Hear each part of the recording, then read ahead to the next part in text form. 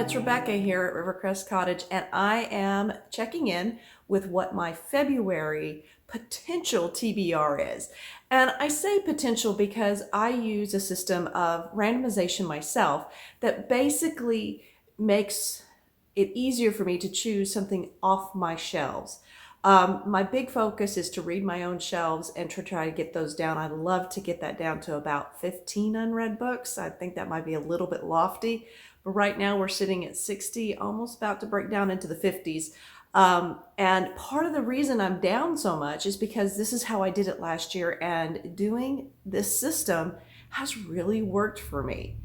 So I use a book tic-tac-toe board. It's like a bingo board, but it's only 9 squares, so it's more like a tic-tac-toe. Partly because I typically read between 3 and 4 books a month. That's kind of my average. And usually one of those is even audiobooks. So I kind of learned over time that a full bingo card is not going to work for me. But instead of it being something that is gotten from someone else or it's reading prompts, it is specific books.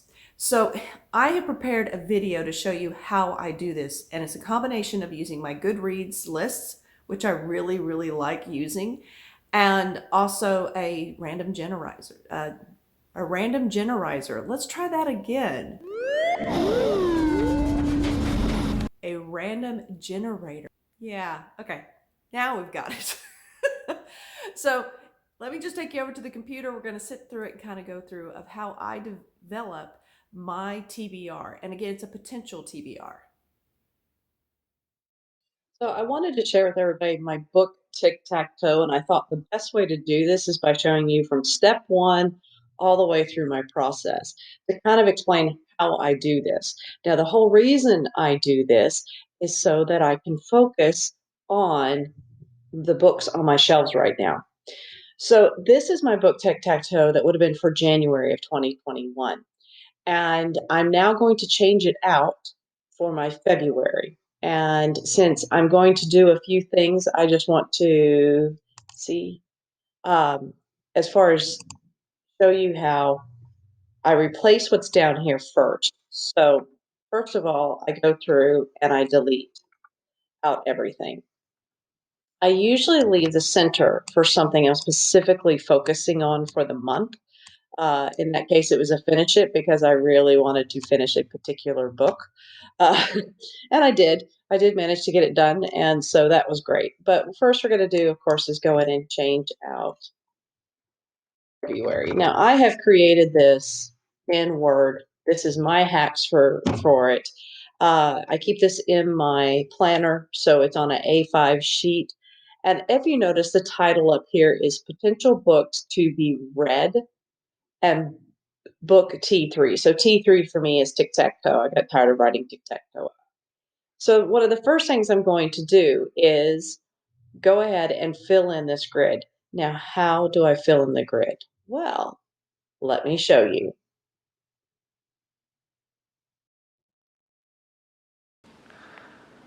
All right, so I'm about to do this kind of quickly because my video is turning out. So basically all I'm going to do is hit my random generator. That's just an app that I have.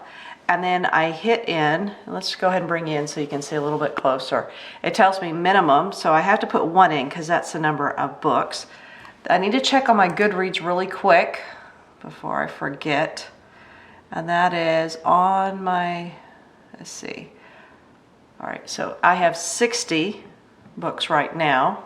Whoop, not 160, 60 books. Whoop. So that is the number that are on my physical shelf. And so now what I hit is done, and then I hit randomize, and I hit it again. And when I get that first number, that's number 12. So we're gonna do these pretty quickly.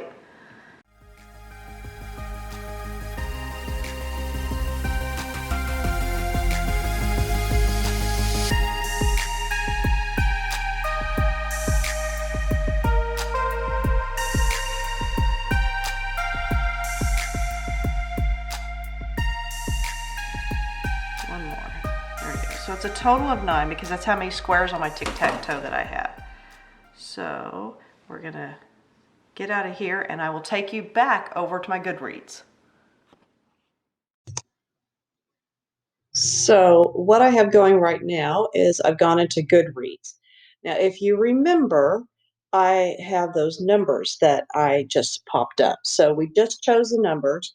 And now what I'm going to do is go over here and I have right here, if you can see that, I have something called Own Physical Bookshelf. And this is where I keep track of all the physical books that I have that I want to always be including in my TicTacToe. So if I click on that, nothing happens. Now, this is what's key. See those numbers that show up next to all these books? Now, these are books that are on my bookshelf. I want to put those in number order. So I click on that. Would rather it be the other way.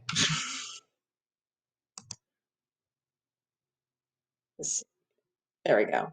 So the number one book, probably the first one or the one that I've had that was first loaded up in here, who knows, however this does it, I don't know how it chooses it. It's given it a number one. So this is where I'm going to take, and that very first one that randomized number that was generated was number 12. And that tells me, oh, interesting. It's the Starless Sea. Now, there are two things that go on every time I find out what the different books are. There's usually an immediate reaction, either of joy or of trepidation or of aha. And this one, actually, I know what that feeling is. And I've heard such mixed things about the Starless Sea. I'm glad it's popped up when it has, because this might be the month that I actually pick it up, give it a good 50, 60 pages or 100 pages and see if it catches my attention. If it doesn't, then this is what I do with my tic-tac-toe. I really think about the books. If I pick it up and start reading it, I have to make a decision. Either I read it or I DNF it. And if I DNF it, it goes off my shelves. I unhaul it. So interesting. All right. Well, let's look at our next one, which was Anna Karenina. Now, Anna Karenina, I actually really like. It is a long book. However, I started it a couple years ago. It's not a hard book to read. It is my first Tolstoy. So this one, I'm happy that it came up. It's just a big one, and February is a short month. So we'll see what else comes out, but who knows? Let's see. We are looking for number 23. So I'll just scroll down. Circling the Sun. Oh, I did not mean to go to it. Go back, back, back. Sorry, guys. All right. Circling the Sun. One that also I've been wanting and I hear wonderful things. These are books that have been on my list for a while. Well, other than the Starless Sea, but in general, a lot of my books on that bookshelf have been there for a while because I haven't really been buying too many new ones in the last couple of years, but we'll see. All right. Let's see what number 5. Oh, Texas Bad Girls. This is a nonfiction. Texas Bad Girls. Looks pretty funny. This was a gift, another one from that friend of mine who just voraciously reads. All right, all right, number 18. We are all completely beside ourselves. Interesting. This is one that was also a gift. So I'll have to see about that. Don't know too much about it. Oh, These Shallow Graves. I love whenever a thriller or a mystery shows up, but These Shallow Graves, that's a good one. Might be good for February. All right. Now I need number 30. Oh, The Dollhouse. Good historical fiction kind of thing. Another one. And then back up to this is funny. They're all going to be on this first page, which is really funny. I didn't get any higher numbers. 17. Oh, ew. Okay. This is a pretty thick book. It's a dense book, I should say. Very dense. So The Gilded Hour. And that's the Waverly Place number 1. And then my last one is Midnight Sun in Paris, St. Petersburg. Wrong place there. Midnight in St. Petersburg. All right. So now let me show you what our next step is. So as you can see, I go through here and I'm just going to be replacing the numbers, and I put them exactly in the order that they came, and then I go ahead and put the name of the book. right? And then it will go down corresponding down here. Now I go just straight across left to right, left to right, left to right, putting in the numbers. I am trying to think right now. I'm not sure if in February, if I want to give kind of a free space here in the middle. I can't remember if I'm doing a buddy read or if I have anything I'm reading along. Hmm. I'll have to think about that. So let's just go ahead and I'll just show you a couple more and then I'll show you the finished product. So number 11.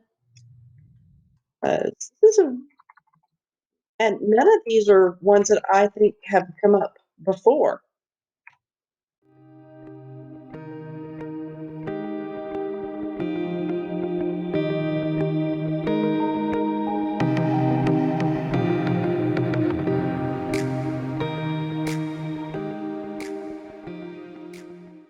All right, and then we will just put the numbers in to correlate with where they're at.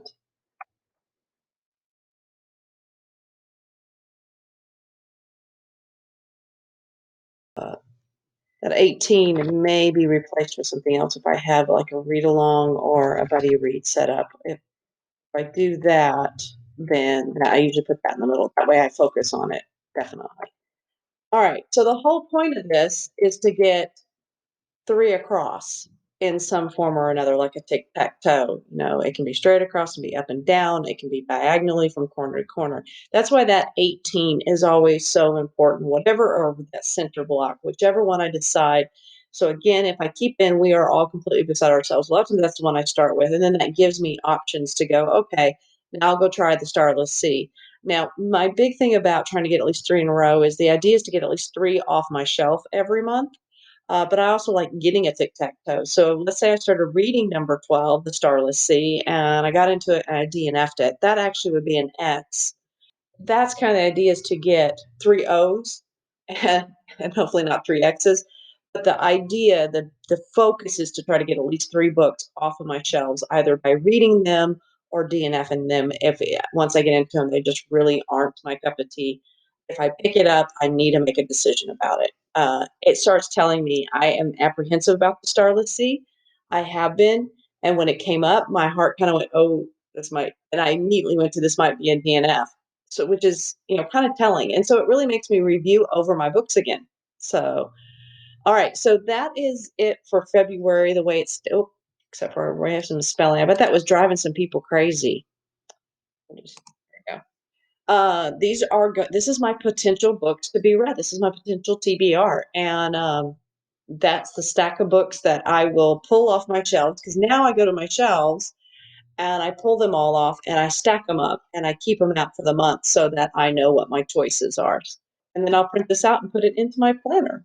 And then I'm ready to go for what I'm going to be reading in February of 2021. So was that clear as mud? It's actually a really simple way for me to do it. And while I'm doing it, I have reactions to every single book. And I think you would have seen that as I was going through them. And it always feels like when I'm doing this that I'm visiting my own bookstore, because sometimes I haven't looked at these books in a long time. When I would go to the book shelves and kind of go, okay, what am I in the mood for? I wanted something a little bit smaller, more condensed. And coming up with 9 potential book reads, or in this case, 8, really made me go through every time that a number would come up and I would match it up. I'm like, oh, I'd have some type of reaction. It was either of excitement because, oh, I've been hoping to read this book, or of intimidation, Anna Karenina, where I go, oh, okay. Or maybe I'm just not really excited about it. Because when I bought the books a couple years ago or more, probably a lot more, uh, let's be honest, uh, I was a different reader. I had experienced different books since then. I've changed where my focus is. And, just as simple as it being, it's February 2021, and this is what I'm in the mood for. So by generating 8 or 9 books for me to choose from, it really helps me kind of bring down that number. It does not seem so overwhelming that I've got 50 books on my bookshelf that I haven't read, or 50 plus. We're working on it. Working on it. So here, of course, is my stack of books, which looks really intimidating. And it's always fun when I go pull the books and I'm like, oh, that one's a little bigger than what I thought. I have to tell you, The Shallow Graves was one of those. I was surprised at how big it is. But I know that typically I read 3 to 4 books in a month. And with my little tic-tac-toe that I have, I can look at it and kind of make ideas and generalizations. But I was going to tell you about what's going to happen in that center circle, which is read a romance of my choice. So let me go grab something. So I've kind of jumped on a train. It's that fear of missing out, FOMO, as some people call it. And, letting yourself go and purchase a book every once in a while when you're trying to read your own. I don't know that it's a huge issue, but I have to be careful because I didn't do that until November of last year. The whole year I didn't purchase a book, and then in November I purchased like 2 or 3. However, the first book of this year was a really good one. It was one that I bought at the end of the year last year. So, sometimes it works out. And I read it. And I think that's what I'm trying to do going forward. If I purchase a book, it doesn't just go on my shelves and go into the randomness. That I actually try to incorporate it into my next month reading. So that center spot in my tic-tac-toe makes sense that I should try to knock that one out first because, of course, it is key to any other place I want to go on the board. And so what I did this month, because in lieu of the fact that it's Valentine's month and romance, I said read a romance of my choice. And I don't read intentionally a lot of romances. But there's been so much talk about this program, and I am someone who likes to read the books before watching the programs, largely because then it gives me something to complain about, typically.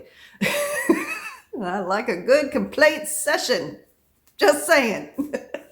And that is, I have jumped on to the Bridgerton choo-choo train. So I did pick up The Duke and I by Julia Quinn. It's a Regency romance. You probably have been watching or have at least given the Netflix, I think it's Netflix, series a try. And either you fall in love with it or you don't, I think. I don't think that there's a lot of in between. And so, yes, so I picked up the book, and this is going to be the one that I'm going to be reading for that middle square. I don't read very much romance. I've tried a couple little ones here and there. The closest I ever got would be more of the romance that's involved in historical fiction that's based on real people. So like the Tudors and things like that. And of course there's romance involved in there if you think what Henry was doing was romantic. All right. But he did have quite a few wives. Anyway, I digress. So this is going to be my center book, and I am going to try to pick it up and read it because, of course, the center book's always important.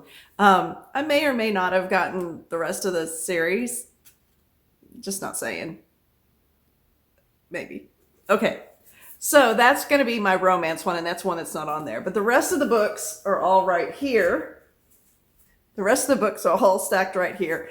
And looking at it, I'm not really sure what I'm going to start with, but as you know, we've got The Starless Sea, which is here. So if I look at it, probably one of the, when you start looking at it, you look at it in combos and looking at this stack. So if we always have this as the middle one, some of the options I have is probably, let's see, if it's number 12, which is The Starless Sea. And I have to tell you, out of all the books that pulled this month, this is the one I have the most trepidation about. And that is because I didn't read the first one, The Night Circus, and so I don't know her style. And I just had so many conflicting reviews, but I gave into the hype and picked it up. And I don't know. It's a pretty big one, at least by my standards. So we'll have to see. We'll have to see if I actually do end up reading it or not. But if I did that, then it would be this one, The Starless Sea. We've got The Duke and I. And then we've got, what would be the other one? Actually, this is one that was given to me by a friend of mine. She actually purchased it at the Strand in New York when she came for a visit. And about 2 weeks later, I got it sent back to me. And she enjoyed it so much, she wanted me to read it. And it's We Are All Completely Beside Ourselves. Now, what I really like about a lot of these books, I don't remember what about them. And so again, they've ended up on my shelf for a reason. So I kind of am going in blind. But that would get me a tic-tac-toe. In that case, it would be a tic-tac-toe, which actually goes from there across. So, oh, sorry, from there and across. However, I will start out reading The Duke and I first and foremost. I know that. If I had to say what I was most excited about after that, is probably These Shallow Graves. These Shallow Graves is, put it over here. These Shallow Graves is kind of a thriller, and I love a good thriller, and I haven't really gotten to read one yet this year. So I'll probably try that one. The Duke and I could work for Historathon. So I don't know if you guys know, there's a reading-a-thon for the whole month of February. It's called the Historathon, and so it's historical fiction. So technically we could call this a historical fiction, but it is in the classic romance style. Let's see. What else do I have that would work? So that would get me a tic-tac-toe. If I did The Shallow Graves, The Duke and I, These Shallow Graves, The Duke and I, and what was that? Oh, and then another one, which is actually a nonfiction. What did I just do with it? It was there. There it is. That I mentioned, which is Texas Bad Girls. So it is a nonfiction book about quite a few famous hussies, harlots, and horse thieves that were all women. And it's brief little stories about each one of them. So we got, say, Sally Skull was her name, and she's a pistol packing mama. Then we've got Chapita Rodriguez, Hang Her High. So these are, each chapter is going to be a different real life person that was in Texas and considered a bad girl from back when. And I am looking forward to reading it. And I thought this might be a good one to read before I go to bed at night. Just read one chapter each night. So possibly even a nonfiction is going to be involved. But since you've already seen all the books that I said I was going to be potentially reading, I will be letting you know along the way through Instagram, most likely, of what I'm reading next. And then we'll have to see what I finish up with in February.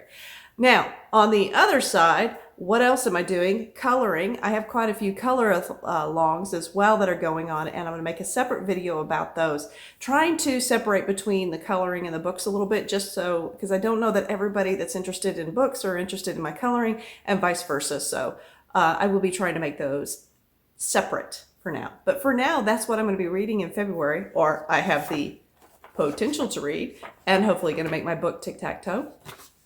And I'd love to know what you're reading in February. Let me know if you have any plans. Is there anything specific that you're reading along with? But thanks again for checking in and seeing what I'm going to be reading in February. Keep turning those pages.